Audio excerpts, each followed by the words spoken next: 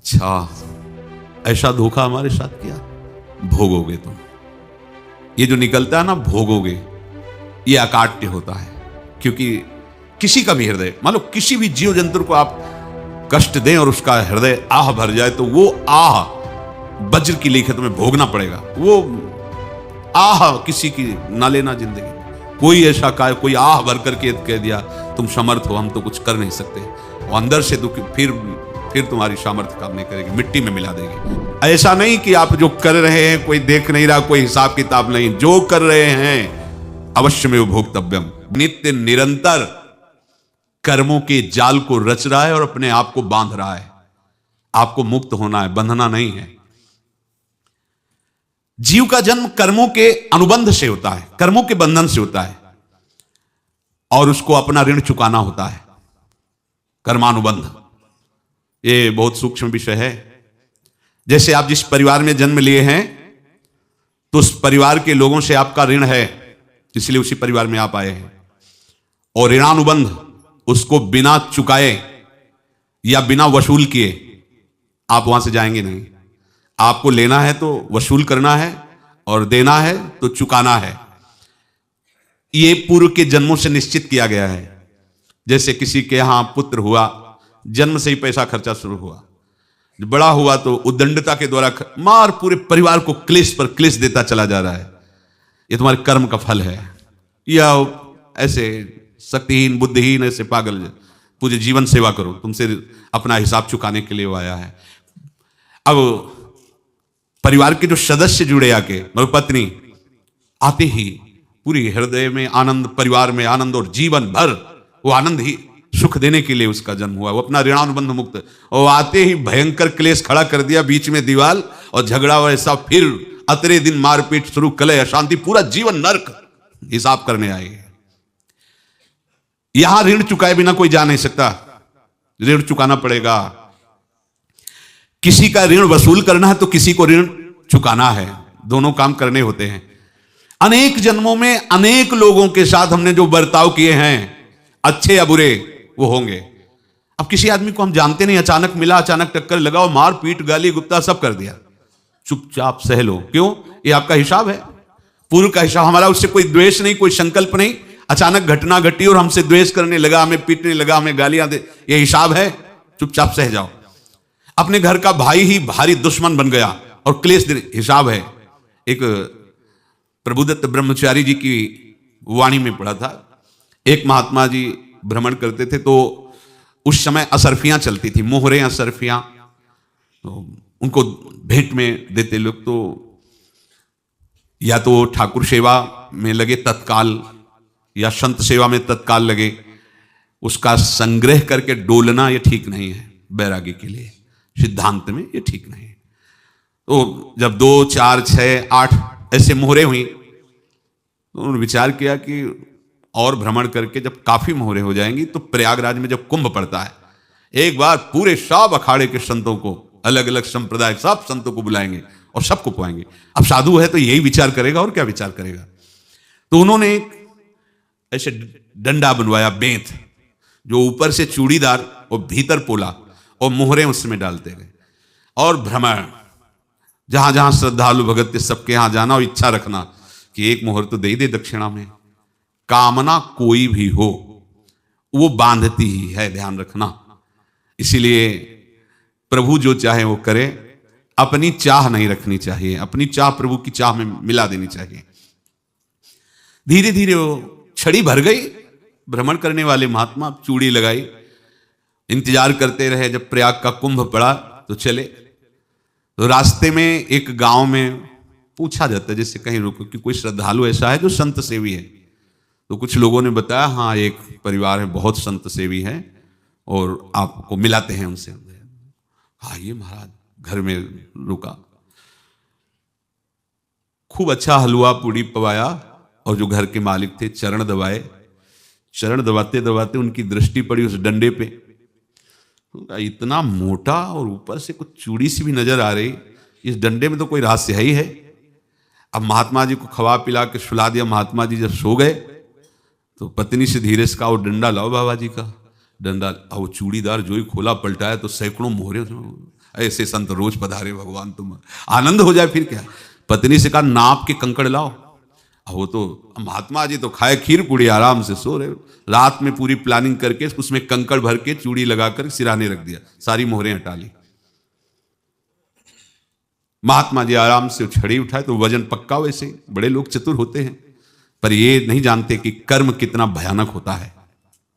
और उनकी कोई संतान नहीं थी, पर धन में इतना प्रेम उनको था। बहुत सावधान। साधु महात्माओं के पास जो अर्थ है, गृहस्थी अगर आता वहीं से है, पर अगर उसको जोर जबरदस्ती या किसी छल कपट से, तो वो उसका विनाश ही करता है। आज तक का प्रमाण है। अब उनको ये भाव पता नहीं होगा, या पता होगा तो लोभ के कारण वो उसको मान नहीं पाए होंगे। महात्मा जी गए प्रयाग में, किसी अखाड़े पर रुके और वहां प्रार्थना की कि कल जो है संपूर्ण अखाड़ों का निमंत्रण किया जाए और सब संतों को भोग पवाया जाए, उनको दक्षिणा भी दी जाए। महंत ने सोचा कि बहुत बड़ा है तो उत्सव है, क्योंकि प्रयाग में कितने हजारों संत महात्मा सब। उनका महाराज बोरों इसमें चीनी और टीनों घी लगेगा, सब व्यवस्था। बोले आप मंगाइए, एक एक हिसाब हम करेंगे, हमारे पास सब व्यवस्था है। बोले कुछ तो पहले दे दो, वो इकट्ठे देंगे हम। उनको था कि अगर हम छड़ी खोला और 2-4 मोहरे दी, किसी को पता लग गया तो गड़बड़ हो सकती। बोले हम भंडारे के समय आखिरी में सब कुछ आपको दे देंगे। ठीक है। वो अपने पास से पैसे लगाकर खूब जितना सामग्री सब लाए, लाखों की, और सब संतों को निमंत्रण कर दिया। संत जन निमंत्रित हो गए, भंडारा बन रहा है। तब वहां के महंत है, उनका देखो भंडारा भी बन रहा है, संतों को निमंत्रण। अब आप अर्थ की व्यवस्था कीजिए, क्योंकि इतनी बड़ी हमारी सामर्थ्य नहीं थी जितना हमने किसी तरह हमने व्यवस्था की। अब मुझे अर्थ चाहिए, तभी आगे की व्यवस्था बढ़ेगी। संतों को दक्षिणा देंगे और जिनसे अर्थ लिया उनको दे। देखो रसोई बन गई है सब। उनका छत में विश्वास नहीं तो ये अभी चूड़ी खोली। उनको तो था ना कि मोहरे हैं कंकड़।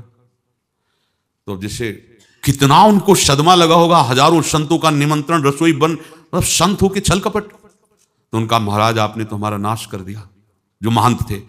अब बताओ रसोई बन गई, संत निमंत्रित हो गए, आप ये कंकड़ दिखा रहे हैं हमको।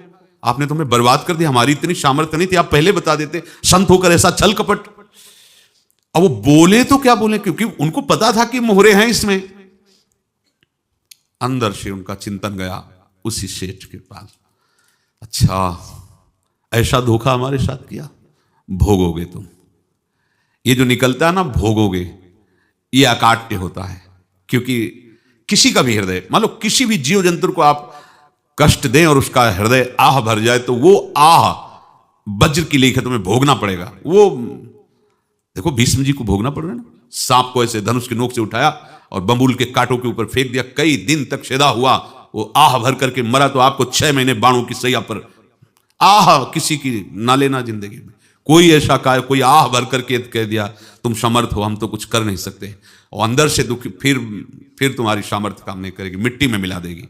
फिर ये तो संत थे, और भगवत आराधना के लिए, संत आराधना के लिए ही ऐसा किए हुए थे। अब इनका कैसे मुंह दिखाएं, अब क्या करें। सुबह संत जन आएंगे, सबके बीच में हमारी ये देखो इन्होंने, अब क्या करें। गए और संगम में जाके छलांग लगाई, अपने प्राण त्याग दिए। अब उनके तो पास मोहरे थी और व्यापार बढ़ा, और 9-10 महीने बाद ही लड़का हुआ। अब तो उनको कि संत फलीभूत हो गया। देखो व्यापार चल रहा, लड़का नहीं होता था, लड़का भी हो गया। बड़ा आनंद छा रहा है। जब से वो प्रकट हुए और धन की वृद्धि शुरू हो गई, पढ़ाई लिखाई में उनके खर्चा हुआ, सब बस बीमारी शुरू हो गई उनके शरीर में। अब उसमें पैसा जाना शुरू हुआ। इतने आसक्त तो वो दोनों हो गए कि कुछ भी हो, व्यापार ठप, संपत्ति बेचना शुरू। तो उन्होंने कहा कि बेटा मैं क्या कर सकता हूं तुम्हारे लिए। बोले हमारी अंतिम इच्छा है, प्रयाग चलो और जितने प्रयाग में संत महात्मा सबको एक बार भंडारा करवाओ। हमारी इच्छा अंतिम है, क्योंकि अंतिम यही इच्छा थी। तो बोले अब ज्यादा संपत्ति तो नहीं रह गई। तो बोले घर बेच दो, मेरे लिए ही तो है, बेच दो। मुझे लगता मैं बचूंगा नहीं, पर मेरी अंतिम इच्छा पूर्ण कर दो। घर बेच दिया, जेवर बेच दी। वहां गए, जब संत सेवा की तो बोले मुझे संगम तक ले चलो। संगम तक ले गए और बोले समझे तुम चुराए थे और हमने उसको छीना है, कुछ नहीं रह गया, तेरे पास कुछ, अब केवल ममता और आसक्ति में जलकर मर और नरक प्राप्त कर। मैं वही महात्मा हूं जिसकी तूने मोहरे ली थी, शरीर छोड़ दिया। महात्मा को जन्म लेना पड़ा और इनको दुर्गति भोगनी पड़ी। ऋणानुबंध, होश में। ऐसा नहीं कि आप जो कर रहे हैं कोई देख नहीं रहा, कोई हिसाब किताब नहीं, जो कर रहे हैं अवश्य में भोक्तव्यम, बहुत सावधान। अनेक जन्मों में अनेक लोगों से जो कुछ लिया दिया है, इस लेने देने को मिटा देने के बाद ही तुम मुक्त हो गए। इसीलिए एक उपाय है, लेना न देना मगन रहना। क्या? मालिक को समर्पित हो जाओ, मालिक को अपना माना हुआ समर्पित कर दो, खत्म। अहम त्वाम स्वरूपापिभ्यो मोक्षयिष्यामि, सब खत्म, आगे पीछे लेना देना सब खत्म। एकादश स्कंद में भगवान श्री कृष्णचंद्र जी ने कहा, जो मेरे चरणों का आश्रय लेकर भक्त मेरा भक्ति करता है, उसके पितृ ऋण, मातृ ऋण, देव ऋण, ऋषि ऋण, सब ऋणों से मैं मुक्त कर देता। बस यही एक उपाय है जो इसके बंद करने का उपाय भक्तों के लिए है, वो यही है, भगवान की शरण में होकर अपना माना हुआ पूरा भगवान के अर्पित कर दो। अर्पित करने का तात्पर्य उसमें अहम हटा दो। तदीयम वस्तु गोविंदम तुभ्यमेव समर्पये। जिनसे तुमने सेवा करवाई है उनकी सेवा करनी पड़ेगी, जिनसे तुमने जो कुछ लिया है उनको देना पड़ेगा। ये लेने देने का व्यापार जब तक समाप्त नहीं होगा तब तक तुम्हारा जन्म मरण चलता रहेगा। अब आपको यहां समझना है, यदि आपसे किसी ने पैसे लिए बेईमानी करके नहीं दे रहा है तो आप उसको गाली मत दीजिए, आपने बेईमानी की थी इसलिए आपकी बेईमानी हुई है, ले गया, कोई बात नहीं है, बंधन से मुक्त हुए, जो बोझा था चला गया। उसको ऐसा ना देखे कि ये बेईमान हमारे रुपए मार लिए, अब जो कुछ होगा देखेंगे। अगर आप आगे नया कुछ करते हैं तो फिर आगे का हिसाब आपको भोगना पड़ेगा, ध्यान रखना। ऐसा नहीं है कि आपको भोगना नहीं पड़ेगा। एक ही उपाय है कि अब जो शरीर धारण किए इसी में जो भोग ले, आगे ना होना चाहिए। तो क्या करे? सर्वतो भावेन भगवान की शरण ले ले। ये तो सर्वाणि कर्माणि मयि सन्न्यस्य मत्पराहा अनन्येनैव योगेन माम ध्यायन्तु उपासते तेषाम् अहं समुद्धर्ता मृत्यु संसार से। ये बड़ा कठिन है पार होना, कोई छोटी मोटी बात है। एक महात्मा बाल्यावस्था से भजन करते थे, शालिग्राम भगवान पास रखते थे और उन्हीं की आराधना करके बस पाठ, नाम, जप और भ्रमण करते थे। यौवन अवस्था थी, गंगा जी के किनारे अपने ठाकुर को विराजमान करके स्नान करने के लिए कपड़ा ही उतार रहे थे कि 90 लोग आ गए, भाला तलवार सब लोग, मारो मारो इसको मारो, घेर लिया। तो उन्होंने हाथ जोड़कर कहा, हमने क्या अपराध किया? कोई सुन ही नहीं रहा। तो उन्होंने कहा, मार तो डालोगे ही आप 90 लोग, हम कोई अस्त्र शस्त्र तो लिए नहीं, एक बार हमें गंगा में डुबकी लगा देने दो और अपने ठाकुर को स्नान करा देने दो, फिर इसके बाद आप मार देना। भगवत इच्छा से लोग रुक गए, स्नान किया और अंदर से प्रार्थना की, प्रभु ये क्या लीला है आपकी, आपके सिवा मेरा कोई है नहीं और ये मुझे मारना चाहते हैं। तो भगवान ने जानते हो क्या कहा उनके अंतर में? तुम मेरे में ध्यानस्थ हो करके शरीर को छोड़ो, ये लोग मारेंगे। ये मेरे भजन का फल है कि तुम्हें 90 जन्म नहीं लेना पड़ेगा। एक ही जन्म में 90 मिलके, तुमने 90 हिंसा की थी पूर्व में, तो तुम्हें 90 बार जन्म लेना होता और एक एक करके मारते। ये मेरे भजन का प्रताप है कि एक बार में ही 90 का हिसाब हो जाएगा। तुम आंख मूंदो, मेरे ध्यान में मगन रहो, मेरे प्रताप से तुम्हें कोई चोट नहीं होगी और स्वाभाविक मूर्छावस्था में प्राण तुम्हारे छूट जाए। ऐसा ही हुआ, ऐसा हुआ। तो ये बात समझ लो कि ये जो कर्मानुबंध है, ऋणानुबंध है। आप देखो, अगर शाप महात्माओं ने दिया कि तुम्हारे वंश का इससे विनाश होगा, तो भगवान भी परम धाम जा रहे तो उसी कील से, बाण की नोक में जो मछली लील गई थी, छोटा कण, उसी से की नोक बनाई और उसी नोक को प्रहार किया। भगवान के श्री चरण में वही बाण की नोक लगी और भगवान ने स्वीकार किया ना। भगवान का बड़ा लीला विचित्र है। अगर छुप करके उधर रामावतार में बात, तो इधर ऐसे स्वीकार किया भगवान ने। ऐसा कहीं नहीं दिखाया कि मैं भगवान हूं तो मैं अपने लिए, ऐसा नहीं दिखाया। नारद जी का हित किया पर नारद जी ने श्राप दिया तो भगवान ने स्वीकार किया। बंदरों ने ही सहायता की, जैसा बोले थे वैसा। ये लीला इस शरीर में भोगनी पड़ेगी। हाँ, ज्यादा को कम में भुगता देंगे, पर अब अगला शरीर ना मिले इसके लिए सर्वतो भावेन भगवान के आश्रित हो जाए। जैसे आपने दुकान फैला रखी है तो उसमें दो काम होते हैं, लेना और देना। किसी को उधार दिया है तो हमें उसे लेना है, और कोई नगद देकर सामान ले रहा है तो उसे सामान देना है, या उधार लिया है तो हमें उधार देना है। अब अगर दुकान बंद करनी है तो तुम्हें देने वालों पर जोर देना है। लेने वालों पर जोर नहीं। लेने वाला तो जाओ, हम क्षमा किया, समर्पित किया, हमारा कोई संबंध नहीं, खत्म हो जाए, वो खुशी हो जाएगा। लेकिन देने वाला, तुम अगर दुकान भी उठा दोगे तो जहां भी रहोगे तुम्हारे पास वो आएगा, लाइए हमारा। तो देने पर नजर रखिए, जिसका जिसका हिसाब है वो आपके सामने आता जाए, हटाते जाओ। लेने पर नजर मत रखिए और दुकान फौरन उठा दीजिए, नहीं, अगर लेते देते रहे तो चलता रहेगा। आगे चलकर कुछ लेना न देना, मगन रहना बस अपने प्रभु के चिंतन में। अब हम कैसे जाने कि किसको क्या देना है, हमें क्या पता? तो हम पूरा हिसाब जिनको पता है उनको दे देते हैं, समझ रहे हो? उनको पता है क्या लेना है क्या देना है, तो इनके पास पहुंच गया, सरकारी हिसाब से सब बराबर कर देंगे। हमको अपनी जिम्मेवारी इनके चरणों में समर्पित कर देना है, तभी हम जीवन मुक्त होंगे। ये रहस्य की बात है। प्रभु कह रहे हैं, यस्य सर्वे समारंभाः काम संकल्प वर्जिताः ज्ञानाग्नि दग्ध कर्माणं तमाहु पंडितम बुधाः। जिसके संपूर्ण कर्मों के आरंभ संकल्प और कामना से रहित हैं, तथा जिसके संपूर्ण कर्म ज्ञान रूपी अग्नि से जल गए हैं, उसको ज्ञानी जन भी पंडित कहते हैं, बुद्धिमान कहते हैं।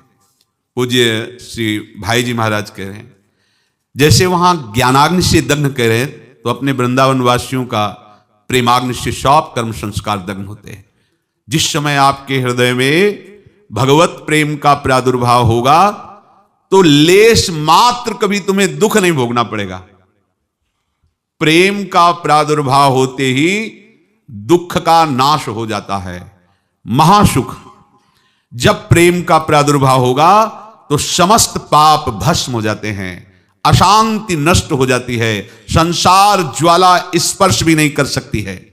जब भगवत प्रेम का प्रादुर्भाव होता है तो हो सकता है उस उपासक के जीवन में दुखों का पहाड़ टूट पड़े, परिवार खिलाफ, शरीर रोगी, अव्यवस्था, बहुत बहुत कुछ, सब कुछ। कह रहे हैं इतना सब होने पर भी उसके हृदय में कोई भी दुख नहीं होता। ऐसा सामर्थ्यशाली भगवत प्रेम है। भगवान के चरणारविंद का जिसके हृदय में प्रेम है, भारी से भारी दुख भी उनको विचलित नहीं कर सकता।